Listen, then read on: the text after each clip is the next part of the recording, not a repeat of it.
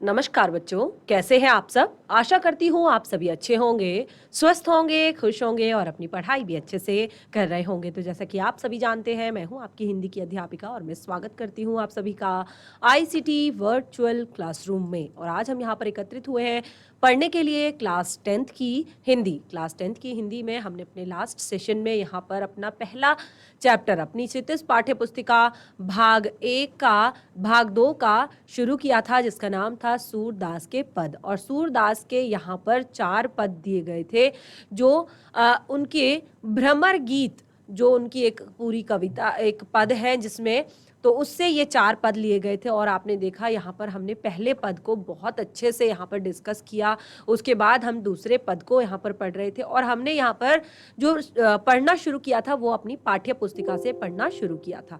तो आज हम यहाँ पर अपने उसी पद को आगे कंटिन्यू करेंगे। तो जैसे मैंने आपको बताया, अगर आपने क्लास में पढ़ लिया है तो बहुत अच्छी बात है, और अगर नहीं पढ़ा है तो यहाँ पर आपके लिए ये बहुत अच्छा मौका है कि आप बहुत अच्छे से ये पाठ समझ सकते हैं और पाठ में आए हुए अलग अलग पदों के विषय में उनके भावार्थ को, उनकी सप्रसंग व्याख्या आप कर सकते हैं।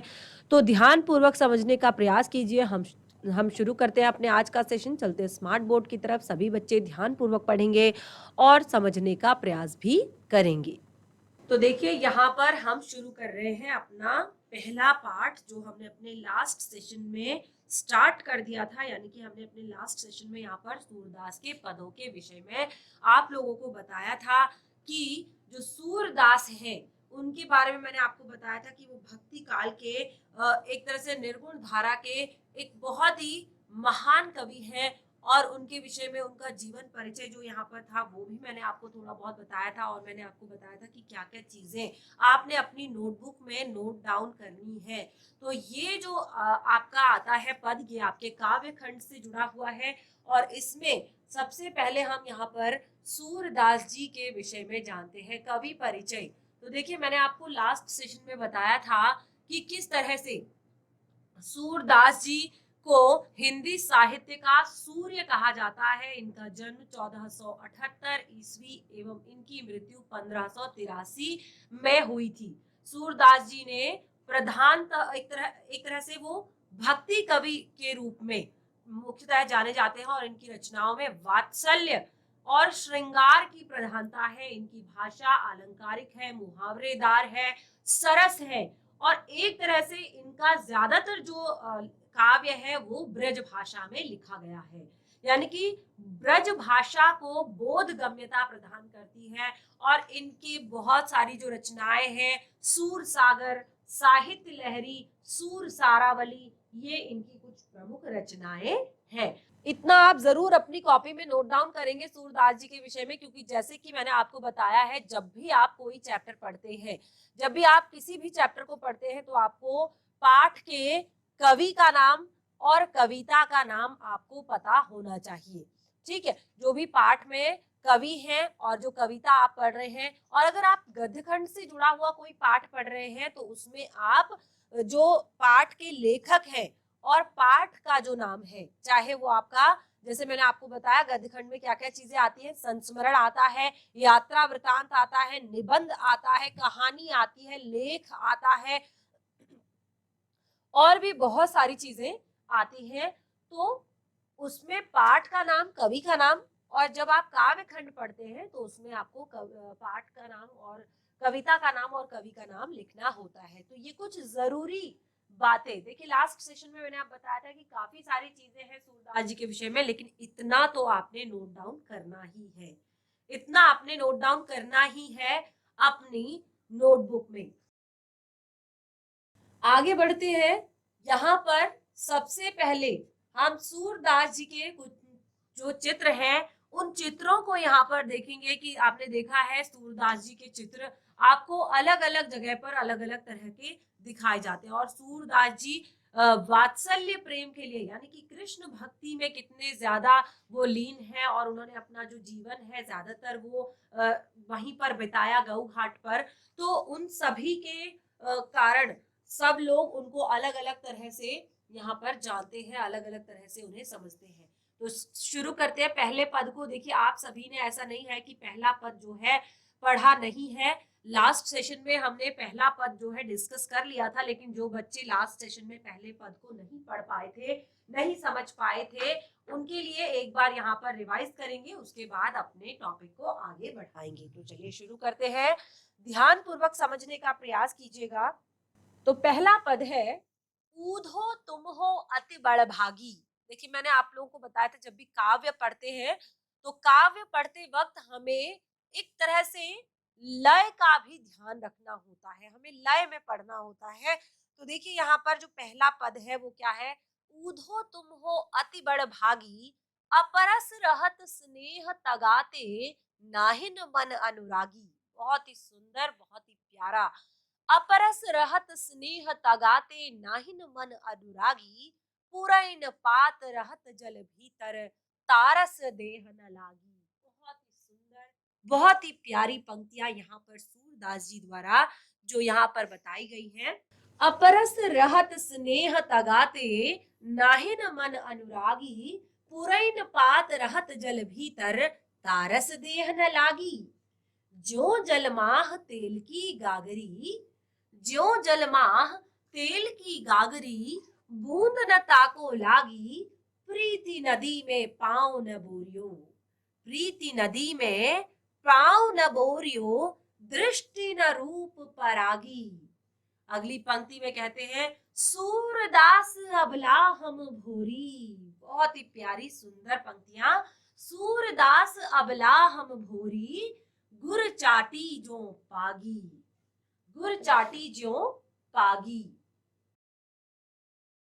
तो बहुत अच्छा यहाँ पर, और मुझे लगता है क्योंकि मैं सिर्फ यही देखने के लिए यहाँ पर रिवाइज कर रही हूँ कि बच्चों को लास्ट सेशन में जो हमने पढ़ा वो समझ आया कि नहीं। और क्योंकि हमारे हिंदी के सेशन की शुरुआत काफी लेट हुई है, तो स्कूल्स में काफी जो स्कूल है वहां पर बच्चों ने ये फर्स्ट चैप्टर तो लगभग पढ़ ही लिया है।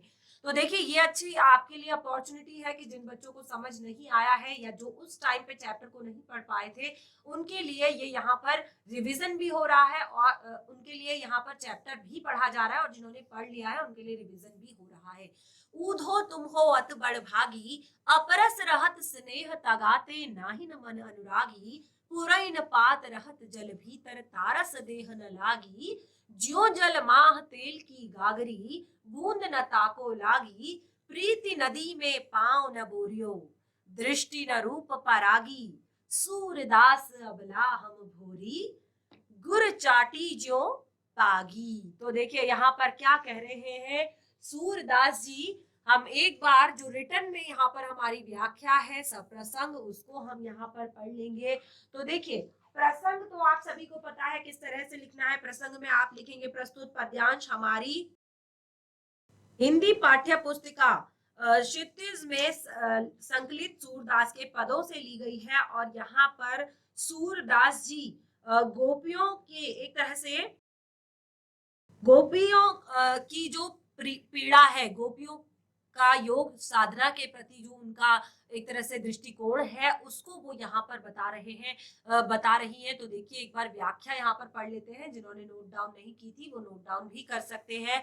प्रस्तुत पद में गोपियों ने उद्धव के ज्ञान मार्ग और योग साधना को नकारते हुए उनकी प्रेम संबंधी जो उदासीनता को लक्ष्य करके, क्योंकि वो योग साधना का संदेश लेकर आए हैं और गोपियां तो कृष्ण के प्रेम में डूबी हुई हैं, तो कृष्ण के प्रेम में डूबी हुई जो गोपियां हैं वो उद्धव की प्रेम से संबंधित उदासीनता, यानी कि वो कृष्ण के साथ रहकर भी कृष्ण के प्रेम में अभी तक नहीं पड़े, तो प्रेम संबंधित जो उदासीनता है उसको लेकर वो व्यंग कर रही है। और साथ ही भक्ति मार्ग पर अपनी जो आस्था है, उस आस्था को व्यक्त करते हुए उद्धव जी से कहती है कि हे उद्धव, आप तो बड़े ही सौभाग्यशाली हैं, आप तो बड़े ही भाग्यशाली हैं कि प्रेम के बंधन में नहीं बंधे, आपके मन में किसी के प्रति कोई अनुराग, कोई प्रेम नहीं जागा, कृष्ण के प्रति कोई अनुराग या कोई प्रेम नहीं जागा। तो जिस प्रकार जल में रहने वाला जो कमल का पत्ता है, यानी कि वो हमेशा जल में रहता है लेकिन उस पर फिर भी जल की एक बूंद नहीं ठहरती, उसी जिस प्रकार तेल की भरी हुई जो गगरी है उसको जल में भिगाने पर उसे पानी की एक बूंद भी नहीं ठहर पाती। ठीक उसी प्रकार आप भी कृष्ण रूपी प्रेम की नदी के साथ रहते हो। यानी कि जो कृष्ण है वो साक्षात प्रेम की नदी है। एक तरह से वो कोई कतरा नहीं है, वो कोई मनुष्य नहीं है, वो तो साक्षात प्रेम की नदी है। और तुम उस नदी में स्नान करने की बात तो बहुत ज्यादा दूर, यानी कि इतना पास रहते हो उस प्रेम रूपी नदी के, उसमें स्नान करने की बात तो बहुत दूर है। तुमने तो अभी तक उसमें अपने पैर तक नहीं डुबोए हैं। अर्थात तुम्हारे ऊपर तो श्री कृष्ण के प्रेम की एक छींट भी नहीं पड़ी है। अतः आप भाग्यशाली हैं। अतः आप भाग्यशाली नहीं है, क्योंकि हम तो कृष्ण के प्रेम की नदी में डूबती जा रही है और नीचे नीचे नीचे नीचे उतरती जा रही है। अब हे उद्धव, हमारी दशा तो उस चींटी के समान है। हे उद्धव, हमारी दशा उस चींटी के समान है जो गुड़ के प्रति आकर्षित होकर गुड़ के पास चली जाती है और धीरे धीरे उसको खाने के चक्कर में उससे चिपकती जाती है। और एक टाइम ऐसा आता है वो उस पर अच्छी तरह से चिपक जाती है और अब वो चाह कर भी अपने आप को उस गुड़ से अलग नहीं कर पाती है और अपनी अंतिम सांस तक वहीं पर चिपकी रहती है, अपनी अंतिम सांस भी वहीं पर लेती है। तो इस तरह से बहुत ही सुंदर पहला पद हमारा यहाँ पर क्लियर होता है और मैं आशा करती हूँ कि आप सभी को बहुत अच्छे से समझ आया होगा ये वाला पद। और आगे बढ़ते हैं अपने दूसरे पद की तरफ।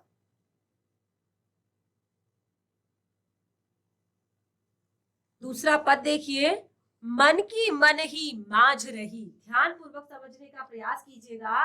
मन की मन ही मांझ रही, कहिए जात कौन पे ऊधो। बहुत ही सुंदर पद है, बहुत ही प्यारा पद है।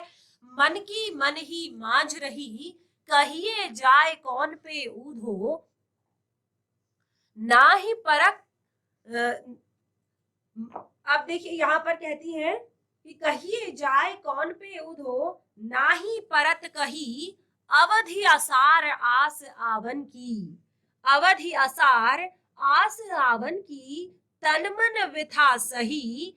अब इन जोग संदेश सुनी सुनी, विरहनी विरह दही।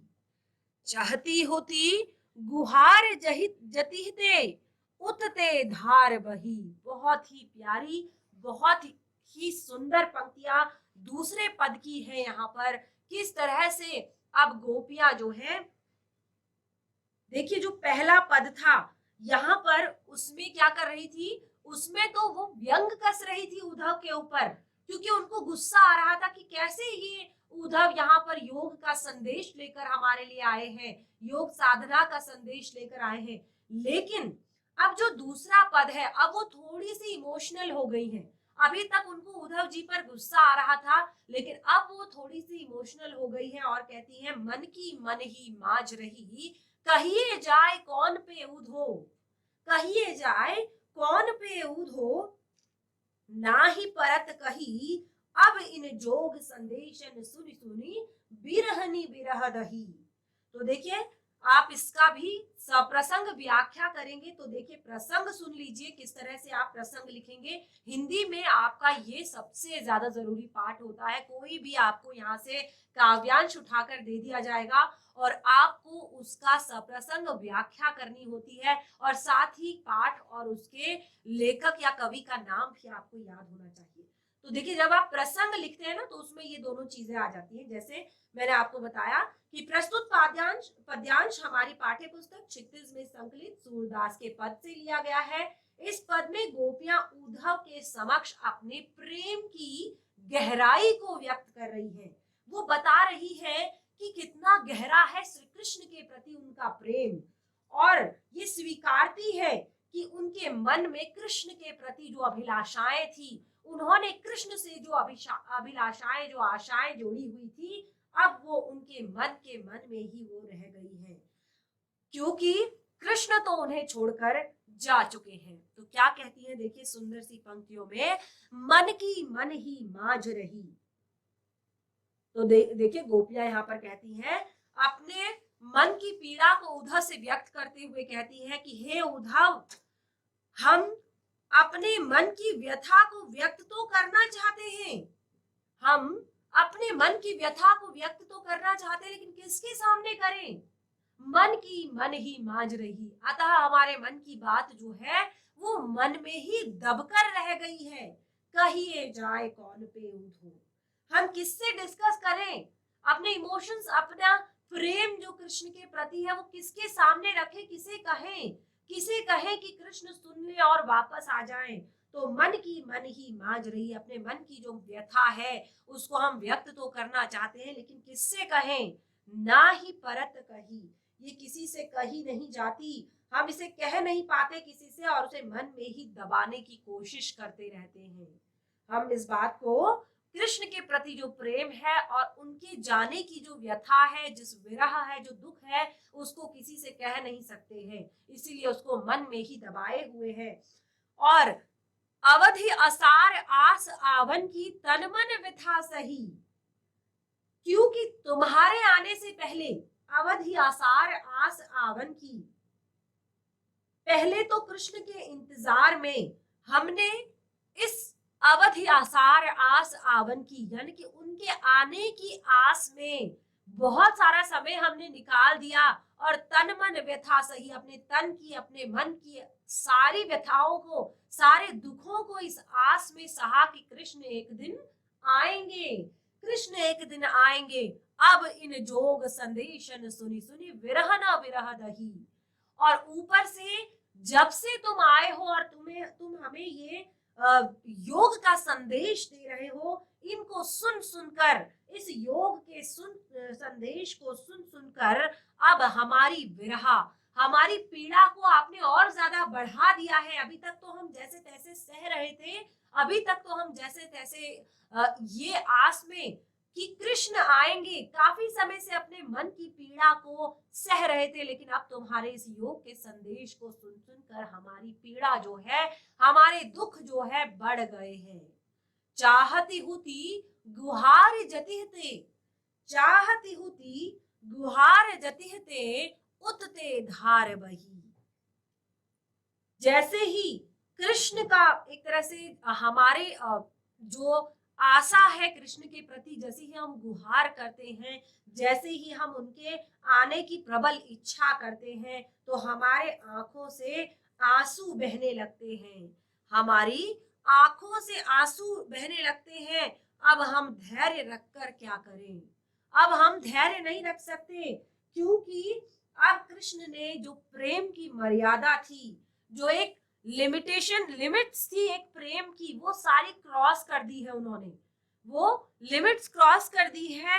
तो अब हमारे आंसुओं की जो ये धार है वो रुक नहीं रही है, बहती जा रही है, बहती जा रही है। तो इस तरह से दूसरा काव्यांश हमारा यहाँ पर क्लियर होता है। इसके भावार्थ को यहाँ पर डिस्कस कर लेते हैं।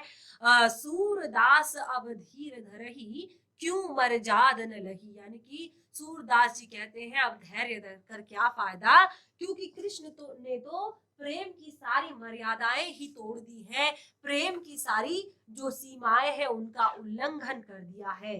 तो चलिए आगे बढ़ते हैं, इसके व्याख्या को यहाँ पर हम पढ़ लेते हैं, ध्यान पूर्वक समझने का प्रयास कीजिएगा। तो जैसे मैंने आपको बताया यहाँ पर कि कृष्ण के मित्र उद्धव जी, कृष्ण के जो मित्र हैं उद्धव जी, जब वो कृष्ण का जो ये योग संदेश है, योग का ज्ञान का संदेश जब गोपियों को सुनाते हैं और साथ ही कहते हैं कि अब वो नहीं आ सकते, अब वो नहीं आ सकते, तो गोपियों का हृदय जो है मचल उठता है, गोपियों का हृदय मचल उठता है। और वो क्या बातें कह रही हैं, देखिए, हे उद्धव जी, अब हमारे मन की बात तो हमारे मन में ही रह गई है, क्योंकि अब तो कृष्ण आ नहीं रहे हैं। तो हमारी जो मन की बात थी, जो हमने सोचा था कि कृष्ण आएंगे तो हम अपने मन की बात उनके साथ शेयर करेंगे, अपने मन की बात उनसे कहेंगे, तो कृष्ण तो आ नहीं रहे हैं, तो हमारे मन की बात मन में ही रह गई है। हम कृष्ण से बहुत कुछ कहना चाह रही थी, पर अब हम कैसे कह पाएंगी। हे उद्धव जी, जो बातें आप बातें हमें केवल और केवल कृष्ण से कहनी थी, उन बातों को किसी और से कहकर संदेश नहीं भेज सकती हैं। यानी कि जिस प्रकार कृष्ण ने तुम्हारे हाथों संदेश भेजा है, ऐसे हम अपने मन की बातें किसी और के हाथों कृष्ण को नहीं भेज सकते, क्योंकि ये प्रेम की बातें हैं, ये तो हमारे मन की व्यथा है, ये कृष्ण के अलावा और कोई समझ नहीं सकता है, तो हम इसे किसी के और के साथ डिस्कस नहीं कर सकते। श्री कृष्ण ने जाते समय हमसे कहा था कि वो काम समाप्त करके जल्दी ही लौटेंगे, और तब से हमारा तन और मन उनके वियोग में दुखी है। फिर भी हम उनकी वापसी के समय का इंतजार कर रखे, अपने मन में बसी एक आशा से कि वे आएंगे तो हमारे सारे दुख दूर हो जाएंगे। लेकिन आज कृष्ण ने हमारे लिए ये योग का संदेश भेजकर हमें और दुखी कर दिया है। विरहन विरह दही, यानी कि एक विरहन जो पहले से ही दुखी है, एक विरहा जो बहुत ही एक विछोह की एक अपने प्रियतम की एक तरह से जिनके लिए उनका पूरा जीवन समर्पित वो कर रही हैं, उससे बिछड़कर जो एक तरह से अभी तक दुखी थी, अब उसके लिए अगर योग का संदेश आया है तो वो और ज्यादा दुखी हो गई है। तो देखिए वो कहती है पहले तो हम दुखी ही थी, अब इस संदेश ने तो कहीं का नहीं छोड़ा, इस संदेश ने तो हमें, हे उद्धव जी, हमारे लिए तो यह विपदा की घड़ी है। ऐसे में हर कोई अपने रक्षक को आवाज लगाता है, पर हमारा दुर्भाग्य तो देखिए, ऐसी घड़ी में हम जिसे पुकारना चाहते हैं, आज वही हमारे दुखों का कारण बन गया है। यानी कि जो हमने अपने जीवन को जिसको समर्पित कर दिया था, ये सोचा था कि ये हमारे दुख दूर करेगा, ये हमें मोक्ष दिलाएगा, लेकिन आज वही हमारे दुख का कारण बन गया है। उद्धव जी, प्रेम की मर्यादा है कि प्रेम के बदले प्रेम दिया जाता है। ये प्रेम की मर्यादा है, अगर आप किसी को प्रेम करते हैं तो उसके बदले आपको प्रेम मिलेगा, पर कृष्ण ने तो हमारे साथ छल किया है। कृष्ण ने तो हमारे साथ छल किया है, उन्होंने मर्यादा का उल्लंघन किया है, अतः अब हमारा धैर्य भी जवाब देने लगा है। अब हम धैर्य नहीं रख सकते, अब हम तो एक तरह से बहुत टूट चुकी है, अब हम बिल्कुल भी धैर्य नहीं रख सकते। तो इस तरह से हमारे दो काव्यांश यहाँ पर बिल्कुल क्लियर होते हैं। तो बच्चे अगर कोई डाउट हो तो उसे जरूर क्लियर करें। बाकी हमारा यहाँ पर अभी जो तीसरा और चौथा हमारा यहाँ पर काव्यांश है, उसको हम डिस्कस करेंगे अपने नेक्स्ट सेशन में। तो बच्चों दो काव्यांश हमारे यहाँ पर क्लियर होते हैं अपने पहले पार्ट के, और देखिए यहाँ पर मैं आपको बहुत अच्छे से इनकी व्याख्या भी करवा रही हूँ। तो आज का आपका होमवर्क है कि जो ये दो काव्यांश हमने यहाँ पर पढ़े हैं, क्योंकि लास्ट 2 सेशन से हम पढ़ रहे हैं, तो मुझे लगता है काफी अच्छे से क्लियर आप लोगों को हो गया होगा। तो जिन बच्चों ने अभी तक नहीं नोट डाउन किया है अपनी कॉपी में, तो इन दोनों काव्यांशों को प्रसंग सहित व्याख्या, भावार्थ, ये सारी चीजें अपनी कॉपी में नोट डाउन करेंगे। अगले जो दो काव्यांश है उनको नेक्स्ट सेशन में डिस्कस करेंगे, और साथ ही पाठ से जुड़े हुए प्रश्न उत्तर भी यहाँ पर डिस्कस किए जाएंगे। तो आज का सेशन हमारा यहीं पे समाप्त होता है, तब तक के लिए धन्यवाद। आपका दिन शुभ हो।